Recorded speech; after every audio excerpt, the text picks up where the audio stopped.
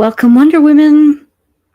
We are live tonight discussing the most dangerous time to break up in any relationship. Actually, 70% of couples break up during this time period. I don't want you to be one of them.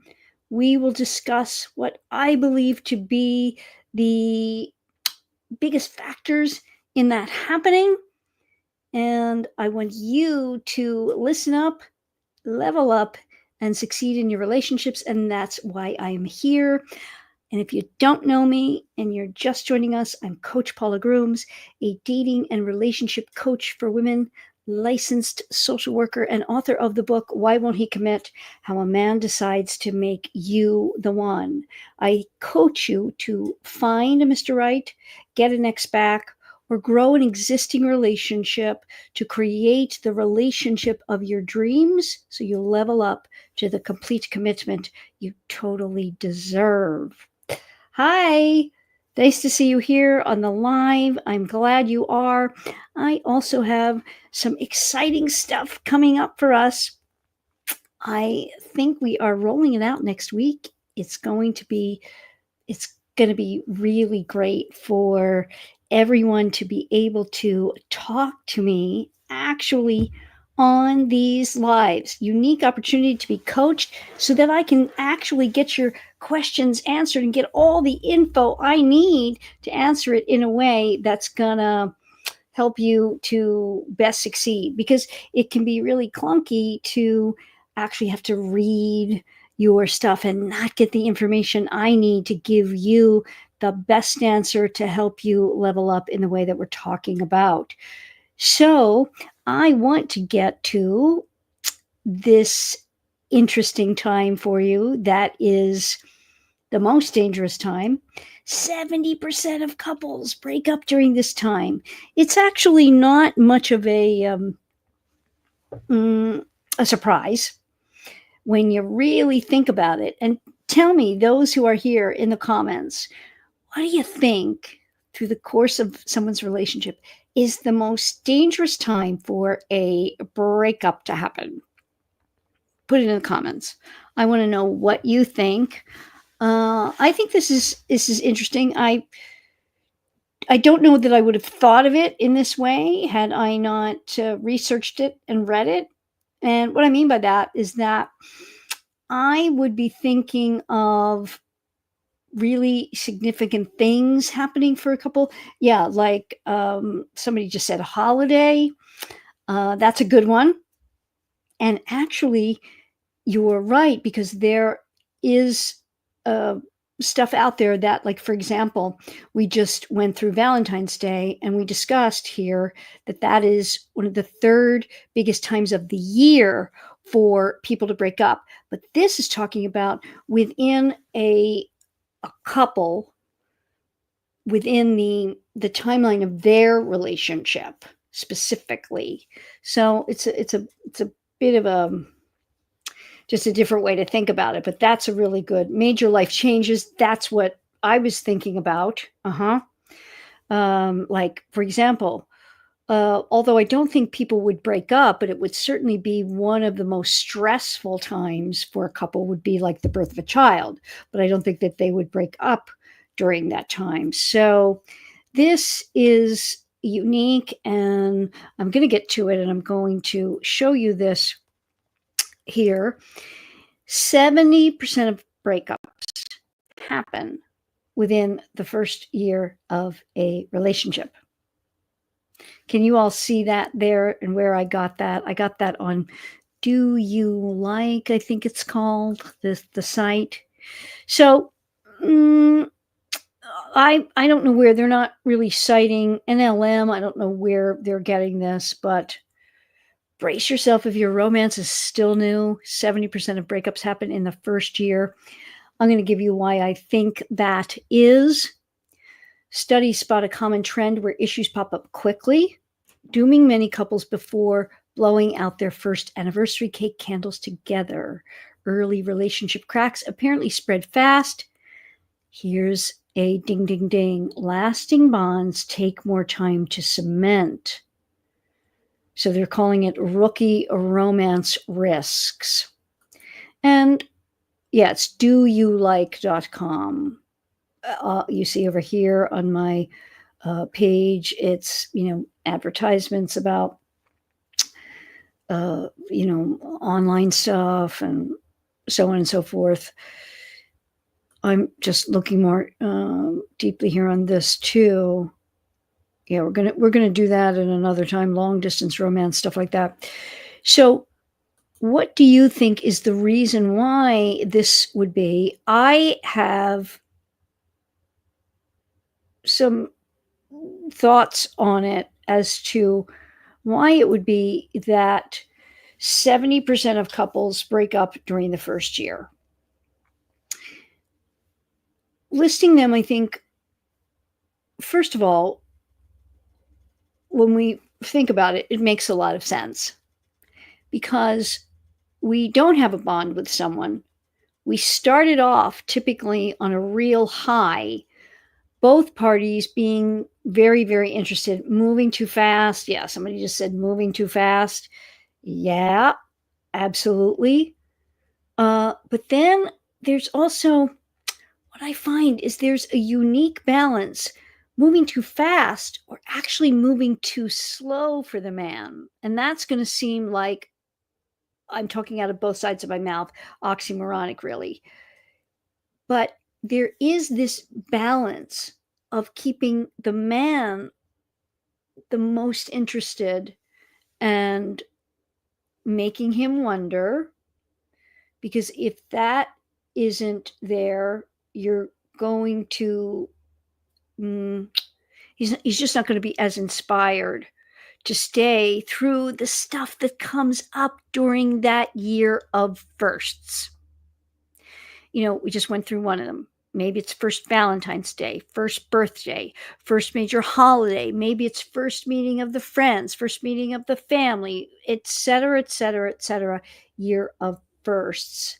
And that can be tricky. Mismatched expectations. Yes, absolutely. Thinking that one party thinking things are going a certain way, miscommunication. Absolutely. So it's a very dangerous time. And I'm just going to give tonight a few tips, like very, very general, and then get to your questions. So, generally speaking, it's we want to be able to go into it as much as possible, knowing that we have to, as the woman in the equation, walk that little bit of a tightrope and have that balance between having it be titillating and interesting enough, but not giving everything. I talk about being the pace car in a relationship, pacing things to a degree that it's getting a little more and a little more and a little more. Just like around the racetrack, they start slowly and then they get going faster and faster and faster. Can you speak more on the pace that jives with a man? Sure, good question. Put that up here. The pace that jives with a man is a bit of an art to figure out where he is. If you are all in and you are really liking him, part of that pacing is pacing yourself.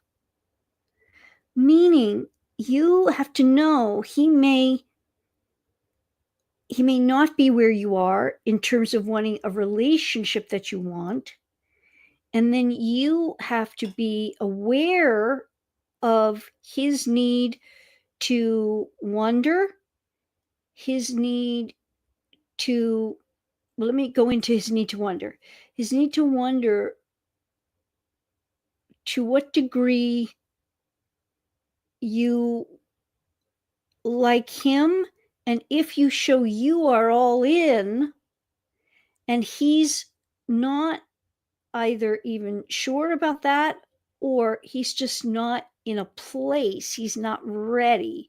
I talk about that all in my book, the difference between a consumer and a buyer. There's an ultimate consumer. There is a mixed messages consumer. There's a prospective buyer, and then there's a bona fide buyer. And I should say the top three, meaning mixed messages consumer, a prospective buyer, and a bona fide buyer. All of them, those three, so what I'm saying is all except the ultimate consumer, may really like you and be very into you, but that's only one of the criteria to get a man to commitment, and one of the criteria to be a bona fide buyer who's going to take it to the next level. See, it's usually not, I would say absolutely 9 out of 10 times, because as much as I have my test out there that you can take, and for anybody new, it is below, click on it, take the consumer versus buyer relationship test, find out where your man is vis-a-vis you. This is not a one size fits all test. It's, one woman's consumer can be another woman's buyer. But generally speaking, it's not about the man's caring for you, liking of you, even loving you. It's him being ready according to the other 4 criteria.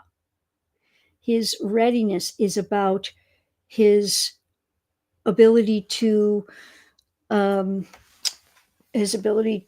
financially be in a relationship. His other life goals, have they been met to a degree that he can see himself with you and you not impeding those goals? That's a big one. I'm going to do specifically something on dating divorced and with children and another family, say.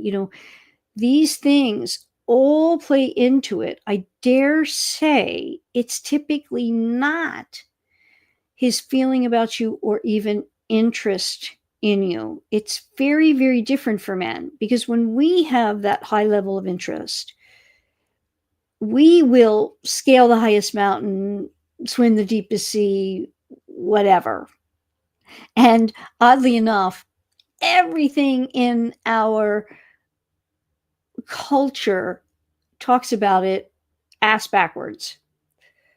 In other words, every movie, drama, novel, romance novel, story, it's about the man having this undying love for a woman and then doing whatever it takes to get her, and they run off into the sunset.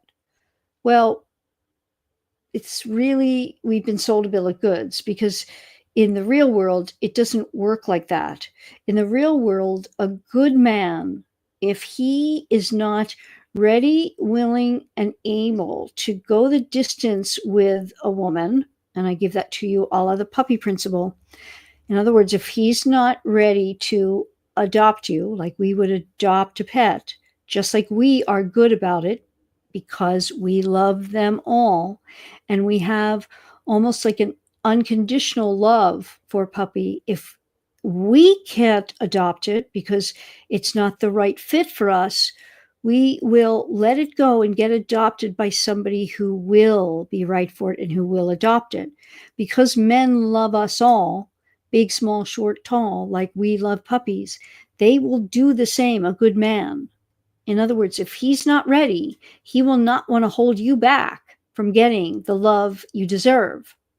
And it's so painful, and can be to us, because it's not what we want. We just want him to get there and see the light that will make it easy for him, or we'll be able to work it out, or make him feel safe, or whatever it is. And that's a tough one. While it can happen, it's tough to do. So What's your general rule about men who don't have a foundation, not secure, but still want to date, marry? Do you recommend women date them or find someone who is established? Oh, I understand that question. That's a good question.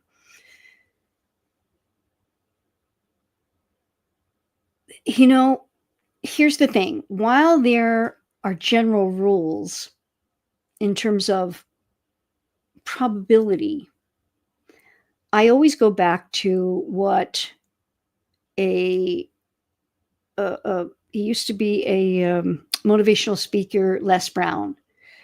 He said something very profound. If any human ever in history has done it, it's possible. In other words, has there ever been a woman who's gotten together with a man who's not at all established and they've gone the distance, he's committed and they've married or whatever? Absolutely. So it's possible. It's absolutely possible. We here deal in probabilities. It's not as probable that he's going to be ready, willing, able to go the distance if his financial life is a mess, not in order, etc. But is it possible? Absolutely. You have to know, do I want to go down that road and take that chance? Here's where one of the pillars that I work under, I think, is very important. It's if you are okay with it, you can handle it, you choose to take it on, you have to manifest that it will not matter. It's mind over matter. If you don't mind, the chance of it mattering to him is lessened. But you can't be double-minded about it. In other words, you can't show then that you have expectations of a man who has greater means. And those expectations can come out in an insidious or subtle way that will erode his ability to get over that hump of not being as financially stable. Does that answer it, Trista? I hope so.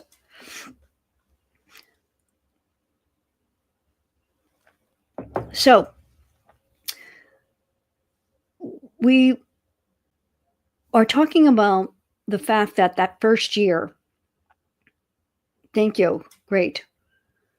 That first year is such an important year. It's a year of first. 70% of couples break up during this time.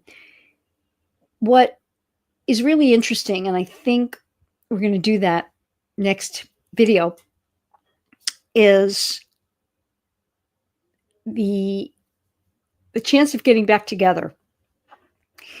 And most of the time, I would say, oh my gosh, I would say it's probably higher than 90% of men come back. And I put that in quotes because if you do the breakup correctly, even if you don't, he will be back, but it doesn't mean he's going to be back and want what you wanted, right? When you were together, say. In other words, if he walked away and you handle it in the way that we talked about in a previous live, remember my artiste, which is my lure him back approach. If you handle it in that way, he will be back in touch with you. I can almost guarantee that. And then when he's back in touch with you, it's what you do with it depending on how things went down, what happened. But then you can systematically increase his interest for wanting to actually get back with you. But we talked about the fact that if he just reaches out to you and you assuage that anxiety of him wondering and not knowing by you immediately answering and thinking, oh my gosh, she's back. And then you start texting the same way you were, et cetera, et cetera. He will have no wonder. And then you lessen your chances of him actually coming back. That's a whole lesson in and of itself. Can you explain how one woman's consumer is another woman's buyer? Is it the timing? It's a combination of right time, right puppy. I'm thinking, is there any other, pretty much, and this goes with right time, right situation. And because I use the puppy principle, I will give you an analogy from my own life that I think exemplifies it completely. Because, as you know, the puppy principle is men love us like we generally love puppies. If it's not puppies, it's kittens, whatever. But every single one of them you find cute, endearing, enticing. If you can, you want to pet them all, love on them all, big, small, short, tall. And that's what women are like, and what it feels like for men to be around women. So we often wonder, like, I use this too. If I were to take a group of women and say, across the street, we can go, and there are 40 puppies, all different kinds of puppies, 12 weeks old, and we can just hang out with them and be with them. We would all say, yeah, that would be fun. Let's go do that, right? Just to be on the floor with them and get the licks and pets. And yes. If you said to men, there are 40 women across the street, 18 to 58, and they're, I'll put a caveat on them. They're all there, they're all alone, there are no other men, and they're with a group of friends. And you say, do you want to go over? Now, wait a minute, there's a caveat. They're all married. Do you want to go? Men would still say yes if they had nothing else. Just to be around women. Just like, even though we would have no intention of adopting a puppy, we want to go be with them all for the feeling it gives us. On the other hand, if we were to say to a group of women, there's a group of 40 firefighters across the street, and they're 18 to 58 hot firefighters. Do you want to go over? But wait, there's a caveat. They're all married. You as a woman would say, I'll pass. The difference between men and women. So understand that it's very, very different for men. That kind of exemplifies the puppy principle to a certain degree. So here's an example I will give you about one woman's consumer is another woman's buyer. So I took a year off of my work. I wasn't doing this quite yet. Social worker, took a sabbatical, went to stay in my sister's guest house in Tucson, Arizona, and I was there for a year. And she had this wonderful doggy, Bentley, beautiful golden retriever, and just a love. And I was alone, and I had my little room that was my little guest house room. And my sister would open the door at night, and she would say to Bentley, want to go sleep with your girlfriend? And he would go, and he would sit on my porch. I would open the door. He would come in, and he would sleep with me every night. And he was just beautiful and quite the love. Now, mind you, I still had my studio apartment in New York City, fifth floor walk up, real, stereotypical studio in New York City, closet sized, right? And I was headed back to New York. And this sabbatical thing was over and ready to go back. If she had said to me, my sister, you love Bentley.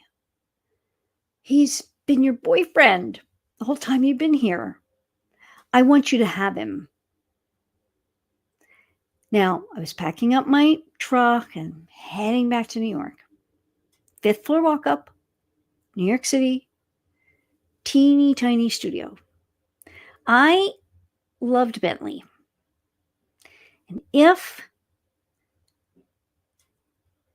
this had been presented to me, it would have been hard, but the answer absolutely would have been no.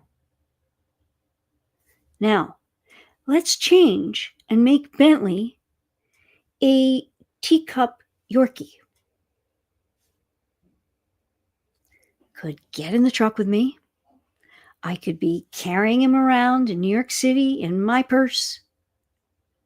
Fifth floor walk up, teeny tiny studio, wouldn't matter. I would have said yes. You see, it's a combination. Right puppy, right circumstance, not about necessarily the love. Does that make sense?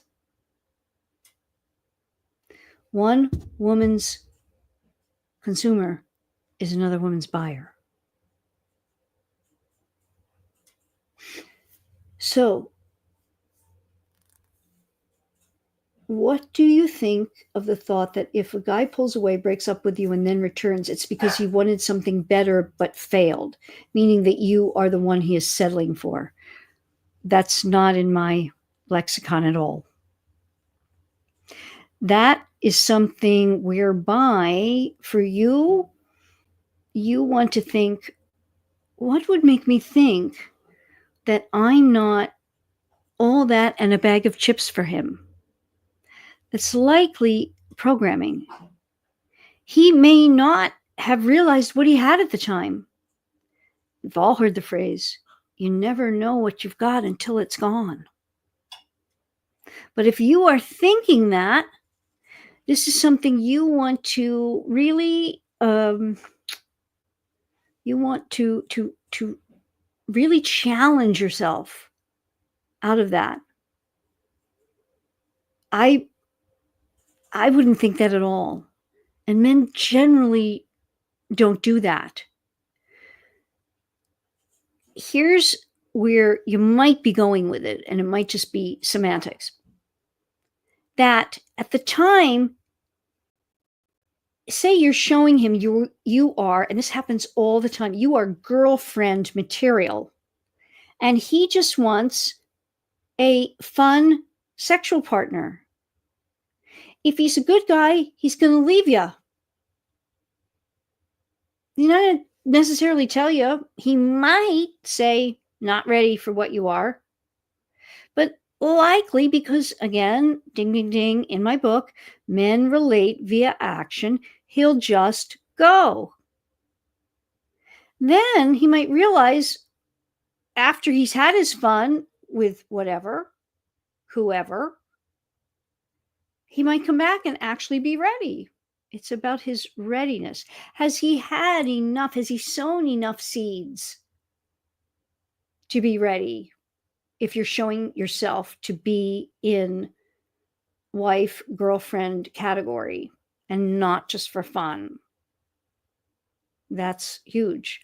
But I dare say, I don't think men break up because there's something better out there. It could be different, but better, I would take that out of your thinking. Absolutely take it out of your thinking. Mm-hmm. Even if those men are in committed relationships, is that cheating? I don't know what you're asking, because I didn't pick up on it in exactly the right the right time when I was talking about it, so I'm not exactly sure.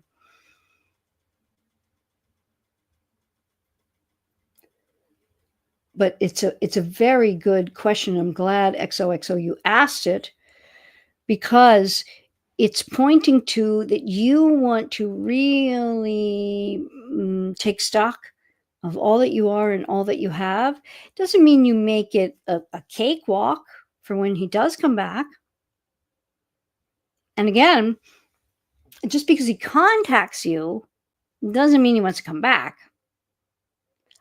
Most of the time, when a woman does my lure him back approach, whether he breaks up or you need to break up because you're not getting the relationship you desire and it's become untenable, you break up, you absolutely must, it is a must to go no contact. And this is not just for me at all. Every expert or coach in this space will tell you the same thing.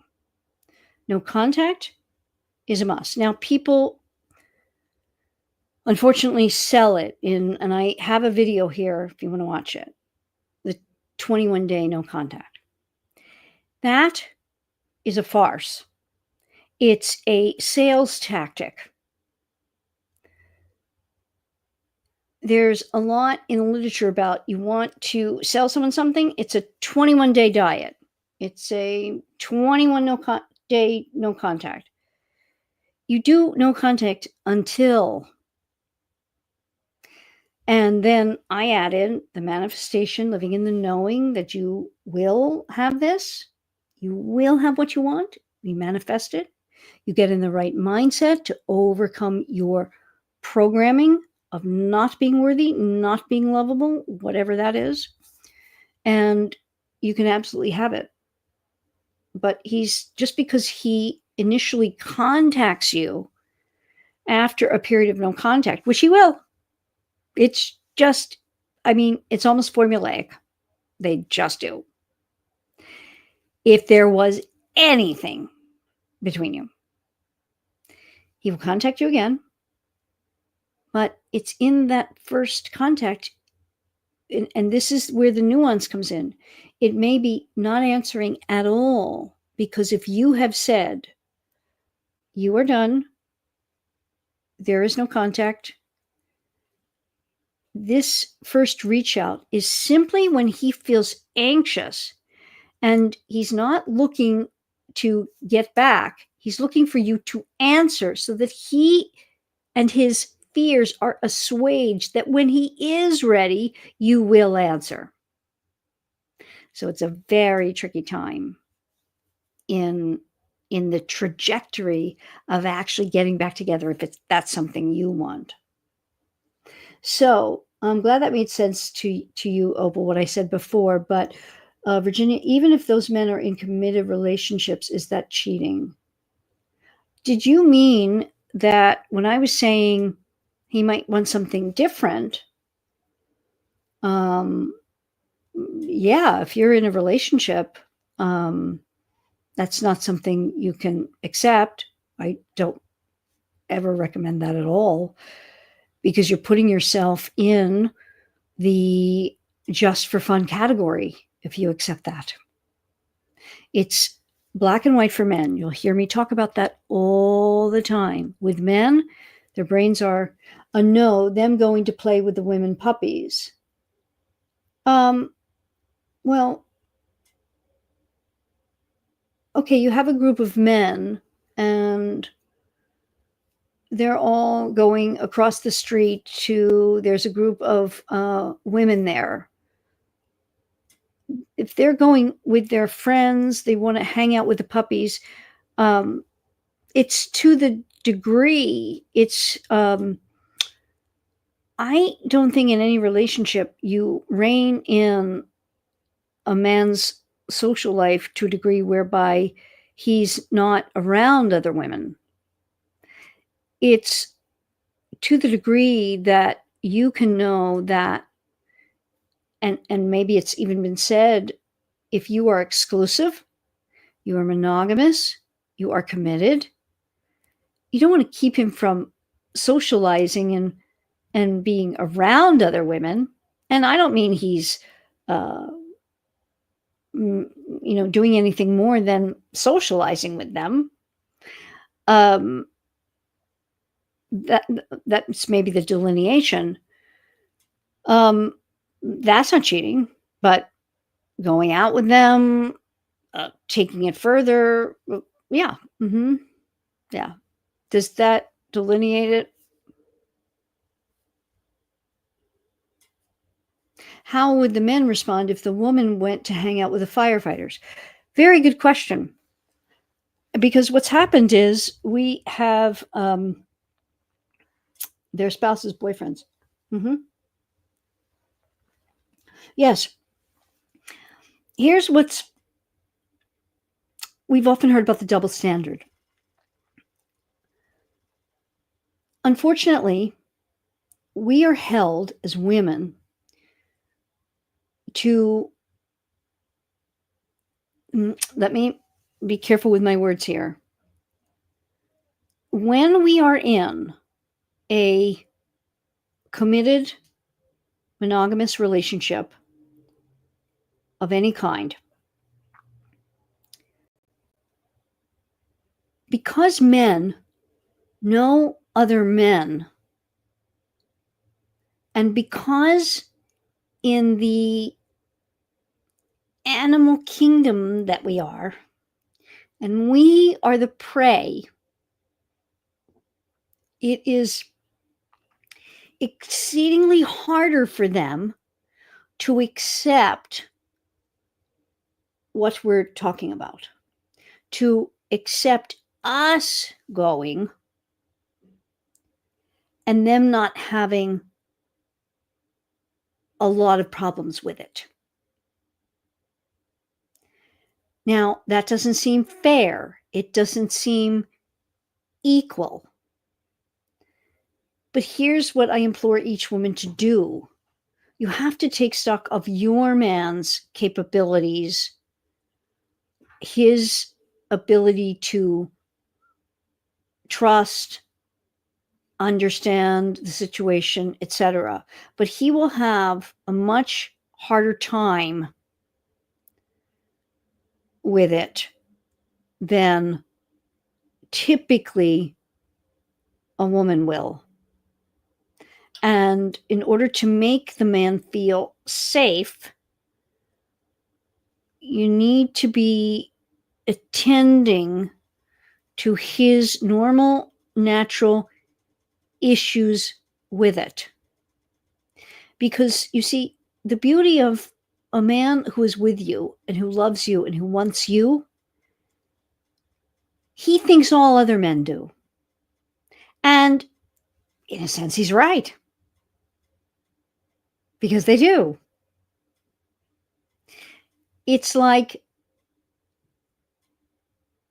you have the puppy and you think the sun rises and sets with it and it's the cutest thing ever and you want to love on it all the time. You can't imagine that somebody else wouldn't feel that way about it too. It's very just simple with a man, and they have a much harder time with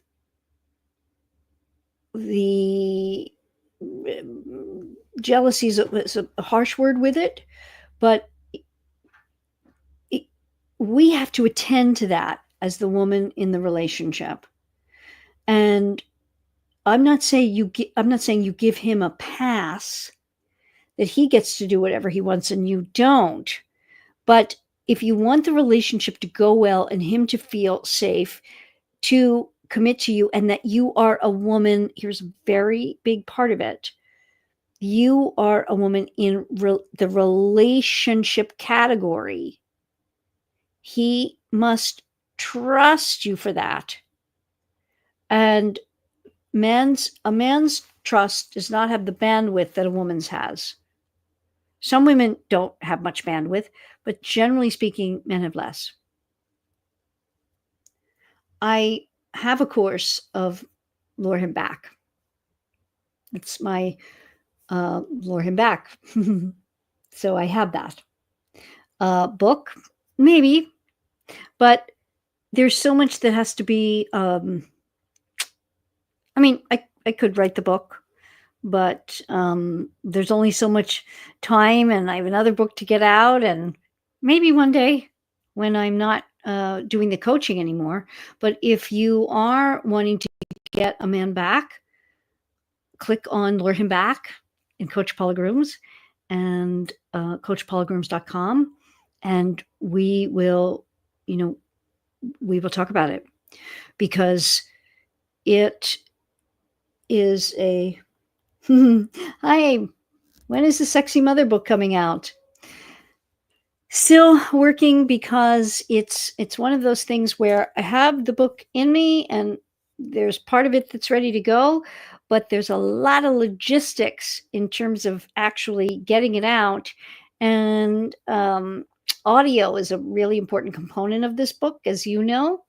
So there's just a lot of logistics for me to work out. But thank you for asking. I really do want to get it out very, very fast. And I know it's been a long time in coming, but thanks for asking. So, XOXO, yes, please be in touch, because if you're going through this and you want to get your man back, that's also, it's not always that you must wait. It's something we would have to discuss the real details and particulars and specifics of your situation, so that I can help you determine what it truly was from his perspective that either precipitated the breakup, how you did it. That's the other thing, is that when you broke up, and if there was no contact and breaking no contact, etc. But he comes back as always, just asking you, how are you doing? Just ignore. Well, that's, again, not a one size fits all. You see, again, there is so much about the backstory that precipitates what you will do, and what was said and done at the time of the breakup, and what you will say to solidify and make it so you go step by step from where you are now to get back together, if that's what you want. So I can't tell you, when you say comes back as always, meaning if he's continued to do this and you have not answered, that's a big part of it. If he's continued to do this and you have not answered, and he has not taken it to the next level and asked something else, then yes, continue to ignore it.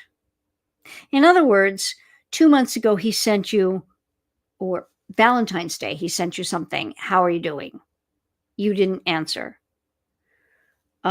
He doesn't, again, come back and say, I've been thinking of you, and something else. You see, little hints that it's more than just an anxiety and needing to get you to answer. You see? Taking him through these paces just helps you. And again, if you need more help with that, my Lure Him Back can help you. I would hang out with the married male fighters. I like being around strong, attractive men. I prefer friendships with women, but I do like being around nice men, even if nothing can come of it. Sure. But again, if you are in a committed relationship, the man has to be at a very high level to be able to accept something like that. And again, if you are a very effusive type of personality, you are very flirty, and he knows that, that's not going to make him feel safe to commit. You've likely heard me talk many, many times. Men need 2 things absolutely in order to commit. And those 2 headings are safety and happiness. Under safety, there are two headings. The first is safe, that you are in the Madonna category of Freud's Madonna whore dichotomy. Not my word, not my dichotomy, Freud. Foundational in every man. Every man categorizes a woman almost immediately as a woman who is relationship, marriage, mother material, or a woman just to have fun with, meaning just have sex with. Many times. This can be a little skewed. When I say many times, it's always, but the skew is many times it takes a bit. But immediately you can ask any male who will be very honest with you, not someone you're seeing likely, another man who's very honest. Immediately, and this is instinctual and in a second with any man, he looks at a woman and says, it's instantaneous. Do I want to have sex with her? That is then tempered as, oh, okay, she's relationship material. Or, yeah, she's just to have fun with. So he must, that heading over here, that heading, safe, that you are in Madonna category. This is for him to commit, okay? The second heading is safety. Number 2, he must feel safe from your emotional stuff, drama, chaos that he doesn't know how to handle. He must feel safe from your emotions. You must show stability. That makes him feel safe. The other category is happiness. Here's the rub. He must know absolutely that he, who he is, how he is, intrinsically, he makes you happy. You have those two things. Madonna category. He's safe from your emotional stuff he doesn't get and understand. You're stable. And he knows, without a doubt, he makes you happy. That's what a man must have to commit. So, about your hanging out with the married men, if you are, that's not going to make him feel very safe. If there's someone, you see? In other words, you're not seeing anyone, you're on your own time. Yeah. But again, it is also, how do you show a man that he makes you happy apart from telling him? Well, telling him is big. Being happy around him. And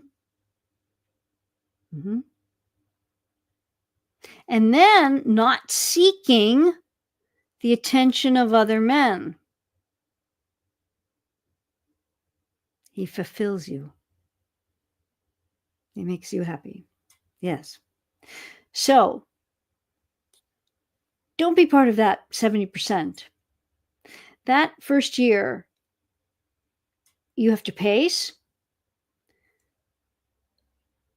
The combination, walking that fine line of,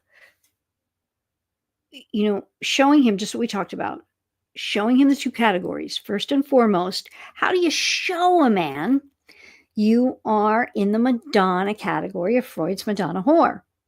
Well, very, very simple.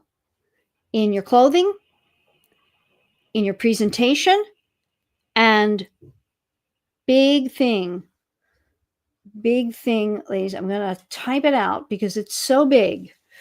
What you do, oops, sorry about that, got the wrong one, with him, he thinks you could do would do, or are doing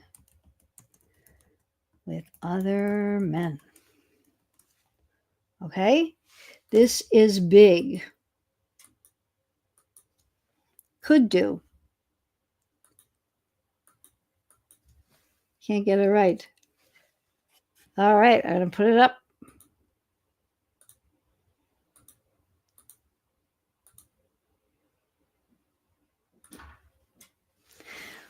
What you do with him, he thinks you could do, would do, or are doing with other men. So when you sleep with him on the second date, he thinks you're doing that with all men. It's not true. It doesn't matter that it's not. Just know the reason why you make him wait is twofold, minimally. First, because of this, because then you're automatically in not Madonna category, girl just have fun with. You can't convince him otherwise by telling him, oh, I've not done that ever. I've never slept with a man on the second date. I've whatever. Doesn't matter. That's because of what's in my book. Men relate via action. It doesn't matter what you say, it matters what you show. So, know that right off the bat, you make him wait because A, this is true, what I just put there. And second, it solidifies when you wait that you are in Madonna category. Also, is it normal for a guy to tell you he feels safe with you? My guy said that to me when we were laying in bed. I've never heard a man say that before. That's really, really great. That's wonderful. Very nice. You could ask him, tell me more. That's sexy, mother. Tell me more. To get him to continue. Yeah, I like the way, that you don't pressure me. Oh, yeah? What does that mean? You see? Oh. Huh. Tell me more. You see, I don't know what that safe means for him. It would be nice to find out. But asking generally, he'll just recoil. I don't know. I don't know. You just do. So you have to be really gingerly about it. But the fact that you were laying in bed together and he said that, that's a good sign. Maybe. Let's see if it means that he just doesn't feel any pressure being with you. Now, that can be good. And we can make that go the distance if that's what you want. But, you have to see.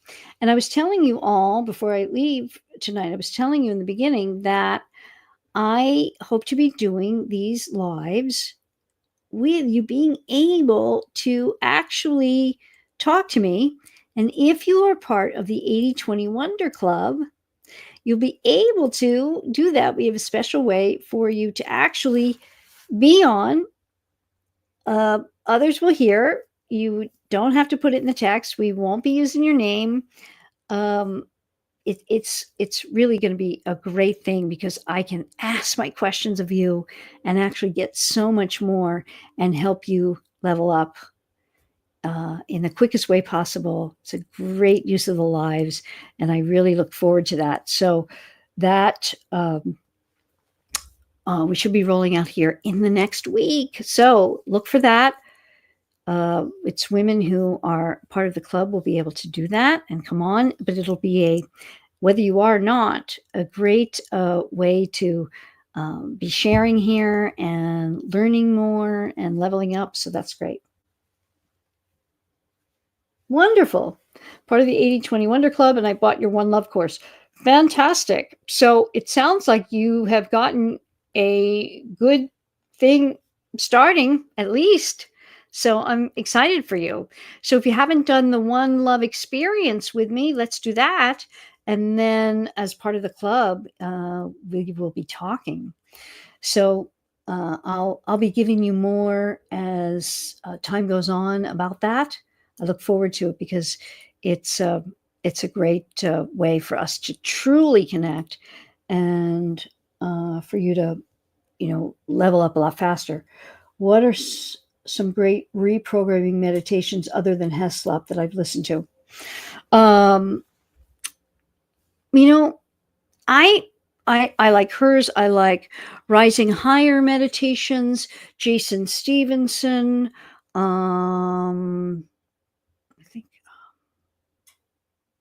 I'm trying to think if there's Rising Higher Meditations, Jason Stevenson, Jessica Heslop. Oh, I can picture, but I can't get the words.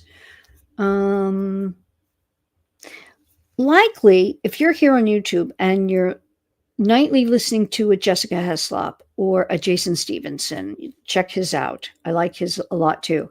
Um, Rising Higher Meditations. Um, you will then be prompted for others and you can check them out. I like them the best because, again, as long as it's in the I am form, that's what you need. Yeah, manifestation, inner child healing, worthiness, trust, etc. Yeah, I certainly love Jessica Heslop. I think she has some of the best. But again, it's really dependent upon you and your ear and what you can sleep to. And if you don't like a man's voice, Rising Higher Meditations, it's a woman. Uh, Jason Stevenson, obviously, man. So you just have to, if you're doing them, you should be prompted um, by YouTube to check out others. But you can also Google on YouTube I am sleep meditations. And as long as they're in the I am and it's about inner child healing, worth and value, etc., you should be okay. So I'm going to end here for tonight. I know we did a lot of Q&A, but we got some really good points in, and I want to ask you, being here, if you would do me the real favor of, once I come out of here, you hit the like button, you uh, subscribe if you haven't already, and you hit that red alert bell. If the likes on a video and if you can share it, fantastic. I have a lot of great things I'm intending to do here on YouTube, but it's going to help me a lot to get my subscriptions up in order to be able to do that. So I want to be able to help you and give you all that I'm giving to you here. I'm really excited about the possibilities going forward. So if you will do me that solid and help me out by liking this video, if you do, sharing, subscribing, that helps me enormously. And I'm incredibly grateful for it. So I'm happy to be here. We will be here Wednesday night. If you have any topic that you want me to discuss or go into further, thank you. Please put it in the comments. And especially after I leave here, commenting on a video afterwards is also something that helps the algorithms. Thank you. You deserve all the success. My chats with you have helped so much. Grateful. Oh, you're so welcome. I am so happy to do this. Can we re-watch these? Absolutely. They are on the channel. They are just under lives. So I'm going to see about actually reworking them and putting them in video form, but you just go to my channel, click on the lives. They're all here. So absolutely, rewatching is great. That's the time to put the like, to add a comment. I see all comments, and any comment that you have, if it pertains, and everybody here, it certainly does, if it pertains to anything even related to dating, relationships, anything, I will be answering it. Many times you'll see on people's channels all kinds of crazy bot stuff or whatever. But if it has anything, a question to do with the topic at hand, I will absolutely get back to you as soon as possible. So grateful again. Thank you for being here. Looking forward to more coming up. So have a good night. And as always, don't forget, with every man in your life, make him wonder. See you next video.